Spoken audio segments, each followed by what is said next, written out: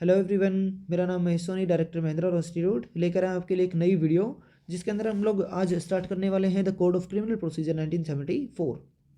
जब बात code of criminal procedure की है, मतलब क्रिमिनल भी है प्रोसीजर भी है। एक तरीके का क्रिमिनल प्रोसीजर जो है वो आपका, इसको अगर हम बांट के देखें तो क्रिमिनल का मतलब क्या रहेगा और प्रोसीजर का मतलब क्या रहेगा। क्रिमिनल मतलब आपका ऐसा कोई भी लॉ जो आपका डील करता है सिर्फ क्रिमिनल एक्ट के साथ। अब क्रिमिनल लॉ इंडिया के अंदर आपके जो है वो आपके कौन कौन से मेजर एक्ट आपके हैं, आईपीसी, सीआरपीसी, एविडेंस। जो आईपीसी है वो आपका सब्सटेंटिव लॉ है। सब्सटेंटिव लॉ कौन सा होता है कि जो आपके किसी भी राइट एंड लाइबिलिटीज़ को डिटरमाइन करता हो, किसी भी जो पार्टीज़ हैं उनके राइट एंड लाइबिलिटीज़ को फिक्स करने वाला कोई भी लॉ जो आईपीसी रहेगा। और उन राइट एंड लाइबिलिटीज़ को डिसाइड करने के बाद जिस प्रोसेस के थ्रू उसको एनफोर्स किया जाएगा वो आपका प्रोसीजरल लॉ होगा। वो प्रोसीजर लॉ कौन सा है? जो आज का हम लोग नया एक्ट स्टार्ट करने वाले हैं, सीआरपीसी, अपने आप में एक प्रोसीजर लॉ है। लेकिन प्रोसीजर लॉ के होते हुए भी इसके अंदर कुछ ऐसे प्रोविजन दे रखे हैं जो आपके किसी भी पर्सन के राइट एंड लाइबिलिटीज़ को भी बताता होगा।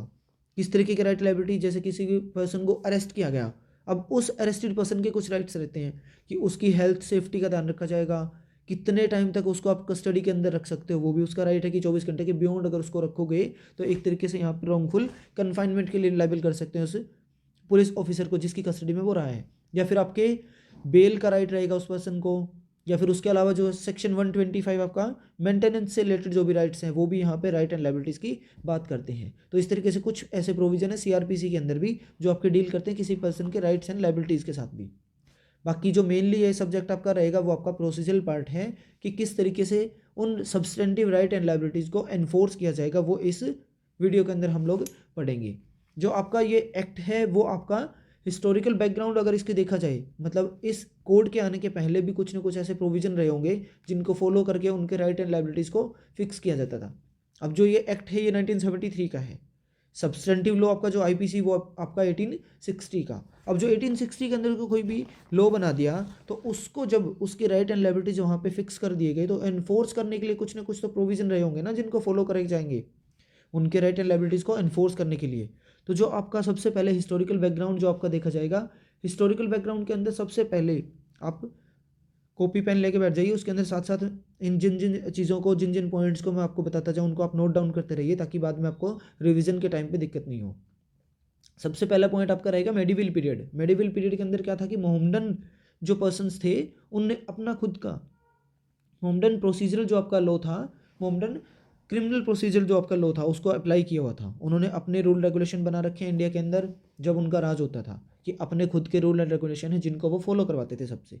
किसी भी पर्सन के राइट हैं, उनके खुद के राइट लाइबिलिटीज़ थे जिनको वो एनफोर्स करते थे अपने खुद के अनकोडिफाइड कुछ रूल एंड रेगुलेशन के थ्रू। तो आपका जो मेडिवल पीरियड था वो वहाँ पे मोहम्मडन लॉ का प्रोविजन आप बताते हो। दूसरे नंबर पे आप पे आता है ब्रिटिश पीरियड। अब ब्रिटिशर्स आए थे जब मोहम्मडन चले गए, मतलब जो मुगल बादशाह थे वो जब चले गए तो उसके बाद आपका कौन आया? ब्रिटिशर्स। अब जो ब्रिटिशर्स ले आए कौन सा रूल लेके आए? अनकोडिफाइड आपके खुद के रूल एंड रेगुलेशन उनके खुद के होते थे। वो अपने खुद के रूल और रेगुलेशन को यहाँ पे इम्प्लीमेंट करके बैठे हुए थे जिसके थ्रू अपने राइट एंड लाइबिलिटीज़ को एनफोर्स करते थे। अब उसी दौरान आपके 1773 के अंदर एक रेगुलेटिंग एक्ट पास किया गया जो अंग्रेजों ने पास करा था। उस एक्ट के अंदर क्या किया गया कि इंडिया के अंदर कैलकाटा में सुप्रीम कोर्ट को एस्टेब्लिश किया गया। उस एक्ट के टाइम पे जब वो एक्ट आया तो सुप्रीम कोर्ट को यहाँ पे एस्टेब्लिश किया गया सबसे पहले कैलकाटा में। उसके बाद आपके कुछ सिटीज़ ऐसे थे, मेन मेन बिग सिटीज़ जैसे मेड्रोस, बॉम्बे और कुछ और एरिया थे जहाँ पे आपके बेंच की तरह एक तरीके से वहाँ पे कोर्ट डिसाइड किए गए थे, लेकिन उनका नाम फिर भी सुप्रीम कोर्ट ही बोला जाता रहा था। अब वहाँ पे ये सवाल भी उठता है कि उस टाइम पे जजेस कौन थे? अब जो ब्रिटिशर्स खुद लेके आए जिनने वो कोर्ट डिसाइड करे, इस्टेब्लिश करे, तो उनके खुद के ही कुछ ऐसे पर्सन्स होते थे जिनको आपने एज ए जज की तरह वहाँ पे वो बोले जाते थे, जो जहाँ पे आपके एक जज की तरह जुडिशियल एक्ट करते थे। तो वो सारे उस एक्ट के अंदर आपके बताए गए थे जो आपका रेगुलेटिंग एक्ट 1773 है उसके अंदर। अब जब ब्रिटिशर्स अपना खुद का रूल रेगुलेशन बना के उनको यूज़ कर रहे हैं तो उसी दौरान आपका 1852 के अंदर, उसके बाद जब वो 1773 से लेके 1852 तक उस चीज़ को सबको हमेशा से यूज़ करते आए, तो 1852 के अंदर आपके criminal procedure supreme court act को पास किया गया। Criminal procedure supreme court act 1852 को पास किया गया। उस एक्ट के आने के बाद 1857 की क्रांति हुई, रिबेलियन। उस रिबेलियन के अंदर क्या हुआ था कि जो क्राउन था ना, उनका जो खुद का क्राउन होता था एक, उस क्राउन पर्सन को इंडिया के एडमिनिस्ट्रेशन की जितनी जिम्मेदारी थी वो सारी सौंप दी गई थी इसमें आप लिख सकते हो कि after the rebellion in 1857 the crown took over the administration in India. India के अंदर जो भी एडमिनिस्ट्रेशन का काम था वो सारा उसने संभाल लिया था। 1857 जा लिया। उसके बाद आपका नेक्स्ट पॉइंट आता है 1861 के अंदर जो ब्रिटिश पार्लियामेंट थी उसने सीआरपीसी को पास कर दिया था फर्स्ट टाइम। उन्हीं के टाइम पे उनके ही रूल रेगुलेशन को कोडिफाइड वर्जन में लिख के उसको अपने 1861 के अंदर ब्रिटिश पार्लियामेंट ने एज ए सीआरपीसी उसको पास कर दिया था। अब 1861 के बाद 1865 के अंदर again criminal procedure high court act को पास किया गया। पहले 1852 का criminal procedure supreme court act था। 1865 के अंदर क्या criminal procedure high court act पास किया गया। उस हाई कोर्ट वाले इस एक्ट को बाद में 1872 के द्वारा रिप्लेस कर दिया गया। 1872 में फिर से नए कुछ अमेंडेड रूल रेगुलेशन बनाए जिनको फिर से 1882 में फर्स्ट टाइम इंडिया के लिए यूनिफॉर्म सीआरपीसी बनाया गया। अब जो आपका 1882 है वो आपका मोस्ट इंपॉर्टेंट ईयर है, इसको आप टिक मार्क कर सकते हो कि first time whole of India के लिए एक कंप्लीट और यूनिफॉर्म सीआरपीसी बनाया गया था। हालांकि बाद में 1898 के अंदर उसको अमेंड करके 1882 वाले को एबोलिश कर दिया। 1898 के अंदर अमेंड करके एक नया सीआरपीसी बनाया गया जिसके बाद 1968 तक उसी को फॉलो करते आए थे। 1968 के अंदर लॉ कमीशन ने अपनी रिपोर्ट सबमिट करी थी 19 फरवरी को।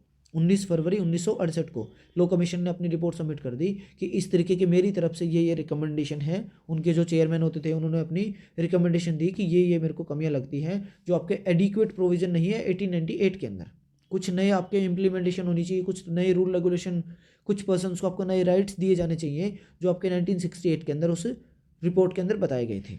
अब वो रिपोर्ट जो थी उसके बेस पे जो भी नए प्रोविजन डाल के 10 दिसंबर 1970 को एक बिल बना के उसको इंट्रोड्यूस किया गया राज्यसभा के अंदर। राज्यसभा से वहाँ पे दोनों जो आपके हाउसेज ऑफ पार्लियामेंट है उसको बाद में रेफर कर दिया गया था 1973 में।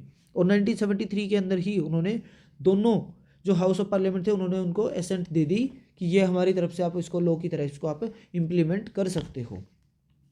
उसके बाद से आपके क्या था कि 25 जनवरी 1974 को, सबसे पहले 25 जनवरी 1974 को इसकी एसेंट प्राप्त हुई थी प्रेसिडेंट की कि जो आपका बिल पास हुआ है दोनों हाउस ऑफ पार्लियामेंट के अंदर उसको आप लॉ की तरह इम्प्लीमेंट कर सकते हो। 1974 को 25 जनवरी को ये बात प्रेसिडेंट ने बोल दी थी। इसके बाद से इसको जो लागू करने की डेट थी वो आपकी रही है 1 अप्रैल 1974 को, मतलब 25 जनवरी को एसेंट ऑफ द प्रेसिडेंट, उसके बाद आपकी 1 अप्रैल 1974 के अंदर इसको लागू कर दिया गया इंडिया के अंदर। जो आपकी अप्रैल फुल डे जिसको बोलते हो उस दिन इसको पूर्ण तरीके से पूरे इंडिया में लागू कर दिया गया था। लेकिन उस टाइम पे कुछ एरियाज थे जिनको उस टाइम पे भी एक्सक्लूड करे गए थे। कौन से एरिया? जैसे आपके जम्मू कश्मीर था उस पर वो लागू नहीं होता था क्योंकि वहाँ पे उस टाइम पे 370 आपकी लगी हुई थी। जो आपका 370 आर्टिकल ऑफ द कॉन्स्टिट्यूशन है वो वहाँ पे इम्प्लीमेंट होता था उस टाइम पे, वहाँ पे वो लागू होता था। तो इस वजह से उस टाइम पे, और कुछ एरिया आपके नागालैंड है या फिर आपके कुछ ट्राइबल एरिया है जिसके अंदर इसको एप्लीकेबल नहीं किया गया था एक्सेप्ट चैप्टर नंबर 8, 10 एंड 11।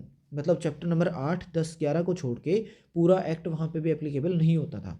लेकिन अगर आज की बात करोगे तो जो एक्ट है आपका जम्मू एंड कश्मीर के ऊपर लागू होता है क्योंकि 2019 का आपका जम्मू कश्मीर रीऑर्गेनाइजेशन एक्ट जो है वो पारित कर दिया गया। उसके बाद से ये एक्ट आपका वहाँ पे एप्लीकेबल हो जाता है। तो ये आपकी हिस्ट्री रही है स्टार्टिंग से लेके आपके कौन से टाइम से, एंशिएंट या फिर आपके मेडिवल जो पीरियड है उससे लेके ब्रिटिश पीरियड, उसके बाद ब्रिटिश के बाद आपके इंडियन जो आपके इंडिपेंडेंस का पीरियड है वो, और उसके बाद के आज तक का पीरियड की किस तरीके की हिस्ट्री रही है। ये आपका टोटली हिस्टोरिकल बैकग्राउंड था। अब इसके इंट्रोडक्शन की अगर बात करें कि इसके अंदर इंट्रोडक्शन क्या रहेगा इस कोड का, कि ये मेनली डील करता है आपका प्रोसीजर के साथ। इसके अंदर कुछ आपके सब्सटेंटिव राइट्स भी हैं। इंट्रोडक्शन में पहला क्वेश्चन पूछा जाता है कि एक्ट का नंबर क्या था। अब एक्ट नंबर की बात करोगे तो एक्ट नंबर 2 ऑफ द 1974 है। हालांकि आपका 1973 क्यों लिखते हैं हर जगह, क्योंकि इसको दोनों हाउस ऑफ पार्लियामेंट ने पास किया था 1973 के अंदर। प्रेसिडेंट की एसेंट और जो एनफोर्समेंट की ईयर है वो आपकी 1974 है। अब जो अप्रैल 1 1974 है यही आपका एक राजस्थान का एक रेंट कंट्रोल एक्ट है जिसकी एनफोर्समेंट की जो डेट है वो भी सेम है 1 अप्रैल 1974 को ही लागू हुआ था। उसके बाद आपका पीटी के हिसाब से जो क्वेश्चन बनता है वो पूछ लेते हैं कि किस तरीके का आपका यहाँ पे प्रोसीजर फॉलो किया जाता है, किस तरीके के प्रोसेस आपके फॉलो करते हैं। कोई भी रूल रेगुलेशन बनाया जाएगा उस प्रोसीजर को फॉलो करवाने के लिए, तो वो रूल रेगुलेशन आपकी कौन सी गवर्नमेंट होगी जिसके पास ये पावर रहती है, तो वो पावर किसकी रहेगी, स्टेट और सेंट्रल दोनों गवर्नमेंट की आपकी पावर रहती है, क्योंकि ये जो सीआरपीसी है वो अपने आप में कंकरेंट लिस्ट जो है उसका हिस्सा रहता है।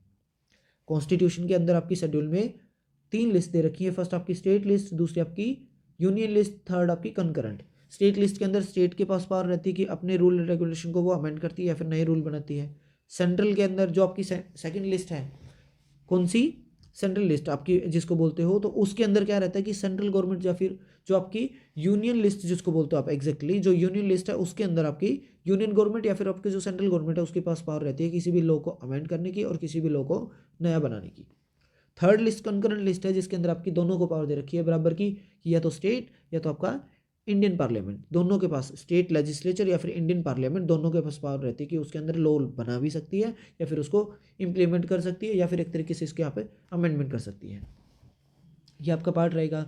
अगला क्वेश्चन बनता है कि इस एक्ट के अंदर कितने आपके टोटल सेक्शंस हैं। एक्ट मतलब आपका ये कोड, इस कोड के अंदर कितने सेक्शन है, 484, चैप्टर कितने, 37, टोटल आपके शेड्यूल दो शेड्यूल हैं। एक शेड्यूल आपका बात करता है किसके रिगार्डिंग, कि यहाँ पे क्लासिफिकेशन ऑफ ऑफेंसेस बताए गए हैं कि किस किस ऑफेंस की कितनी सजा है, कौन सा मजिस्ट्रेट कौन सा जज उसकी ट्रायल करेगा, कोग्निजेबल है कि नॉन कोग्निजेबल है, बेलेबल ऑफेंस है कि नहीं है, इस तरीके की आपकी क्लासिफिकेशन दे रखी है ऑफेंसेस की। आपका फर्स्ट शेड्यूल है। सेकंड शेड्यूल जो है उसके अंदर आपके कुछ फॉर्म्स बताए गए हैं। उस फॉर्म के अंदर क्या रहेगा कि किस फॉर्म के तहत आपका भरा जाएगा, जैसे बेल बॉन्ड भरना है तो बेल का फॉर्म कौन सा होगा, बॉन्ड के रिगार्डिंग कौन से फॉर्म को फॉलो किया जाएगा, या फिर आपके सम्मन भेजने हैं तो किस फॉर्मेट में उसको लिखा जाएगा। तो ये सारे जितने भी फॉर्म है वो आपके टोटल 56 हैं जो कि शेड्यूल नंबर 2 के अंदर बता रखी है।